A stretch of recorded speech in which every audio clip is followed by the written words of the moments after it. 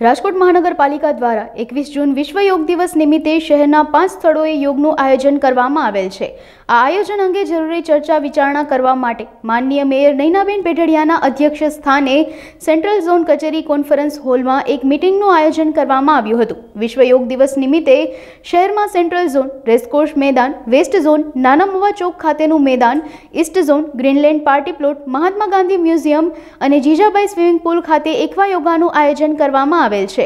આવતીકાલે 20,000 થી વધુ રાજકોટવાસીઓ યોગ કરશે તેમજ આ કાર્યક્રમમાં પીએમ નરેન્દ્ર મોદી લાઈવ જોડાશે। આ કાર્યક્રમની માહિતી આપતા જયમીન ઠાકરે કહ્યું હતું કે જેટલા લોકો યોગ દિવસમાં ભાગ લેશે તેને સર્ટિફિકેટ એનાયત કરવામાં આવશે।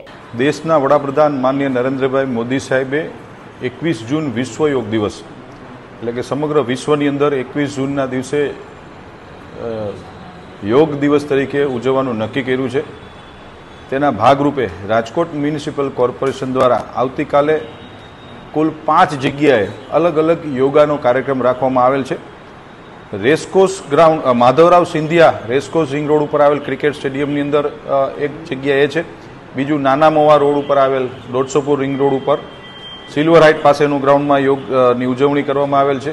ત્રીજું ગ્રીનલેન્ડ ચોકડી 68 વિધાનસભામાં ત્યાં ઉજવણી કરવામાં આવેલ છે। પછી ગાંધી મ્યુઝિયમની અંદર ખાસ કરીને દિવ્યાંગ બાળકો, જુવેનાઇલ ડાયાબિટીસના જે વ્યક્તિઓ છે, બાળકો, સિનિયર જુનિયર બધા બાળકોનો એક યોગનો કાર્યક્રમ અને સૌથી યુનિક જે રાજકોટમાં આખા ભારતમાં પ્રથમ વખત શરૂઆત કરીને હાલમાં પણ ગુજરાતમાં એકમાત્ર રાજકોટ મહાનગર કરી રહ્યું છે એકવા યોગાનો કાર્યક્રમ ફોર બહેનો માટે। સ્વિમિંગ પુલની અંદર પાણીમાં યોગાનો કાર્યક્રમ જીજાબાઈ સ્વિમિંગ પુલ સાધુ વાસણી રોડ ઉપર ત્યાં બહેનોનો એકવા યોગાનો કાર્યક્રમ પણ રાખવામાં આવેલ છે। સરેરાશ 5 ઝોનની વાત કરું તો 20,000 થી વધુની સંખ્યાની અમને અપેક્ષા છે।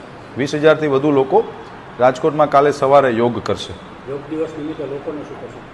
બસ યોગ દિવસની આપ સૌને મારી રાજકોટ મહાનગરપાલિકા વતી હું વિનંતી કરું છું કે વધુમાં વધુ લોકોએ ફિટ રહેવું જોઈએ અને યોગ કરવા જોઈએ, કારણ કે યોગ એ સાધના છે, યોગ એ શાસ્ત્ર છે। યોગ કોઈ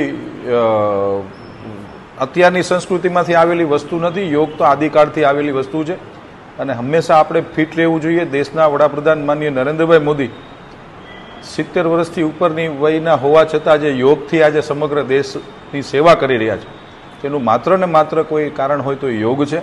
આ દેશની અંદર ઘણા બધા એવા લોકો છે કે જે 80 વર્ષે પણ એટલા બધા ફિટ દેખાઈ રહ્યા છે, એનું માત્ર કોઈ કારણ તો યોગ છે।